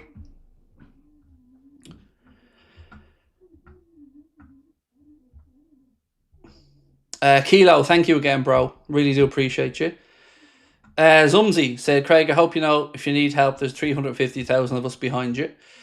So here's the truth. I don't know if this is the same for other people, but I could be given 100 compliments on a show from 100 lovely people, and I could be given one negative comment, and that's all I'm going to think about is the negative comment. And it's not right, and I shouldn't give the time to it, and I shouldn't give the thought process to it, but I'm insecure, and it's how I'm built. You know, if somebody says something negative about me, it reconfirms my own self-deprecating nature, that I don't think I'm worth your time. I don't think I'm worth your support. I don't think I'm worth the platform I have. You know, I've always been honest with you and said, I don't get it. I don't know why you watch. I don't know why you're here. I don't get the appeal, but I'm grateful for it. So when people say, you know, negative things about me, that's the thing that sticks with me, because it's the thing that hits the one thing I feel vulnerable about, which is I don't really have much self-confidence.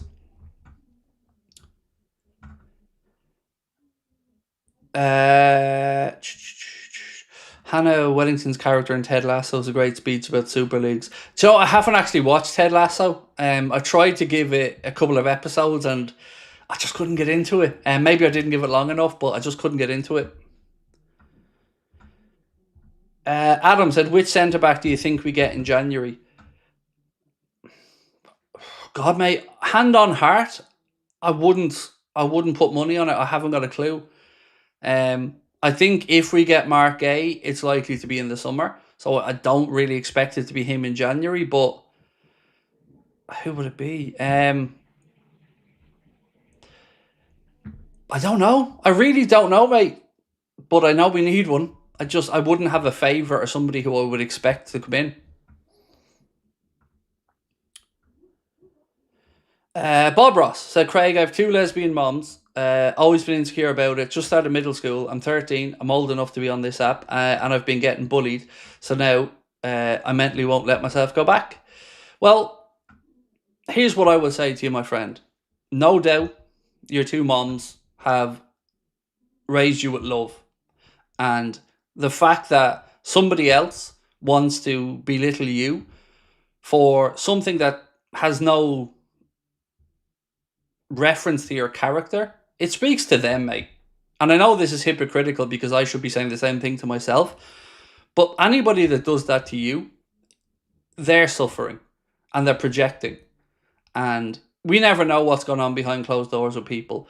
But I promise you that the people that are trying to bully you for that are suffering themselves, and they're trying to project their own pain onto you because they want others to feel as bad as they do. So it definitely is no reflection on you or your family, mate.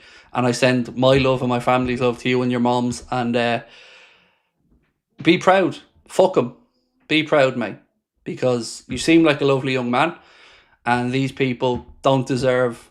they don't deserve your time. Because fuck them. You know? And again, as I said, love to you and your mums. Just Henry said, what's the scorelines for the Sunday game? I said 2-1 in my preview. I nearly went 3-2. I'd like a 2-0 though. So as long as we win, if we could keep a clean sheet, brilliant. But as long as we win. Colin said, I can see Endo playing the centre-back cover as it's done well for Japan. Oh, that makes me nervous, mate. It does, because like I know he can play there. I know he has played there quite a bit, but we didn't sign him to play there. And whenever we start getting to the position of putting square pegs in somewhat round holes, I just don't like it. It doesn't sit well with me because we wouldn't sign Endo as a centre-back. So I don't want him playing the centre-back unless it's a League Cup game and, you know, we're 3-0 up or something. Right, ladies and gents, I'm going to say goodnight and I will see you all on Monday. Appreciate you tuning in again tonight. Thank you for your time. I hope you all have a lovely weekend and I'll be back on Monday night. Fingers crossed for the win. If you're coming to the show, look forward to meeting you and saying hello. If not, I'll catch up with you on Monday. Have yourselves a good one.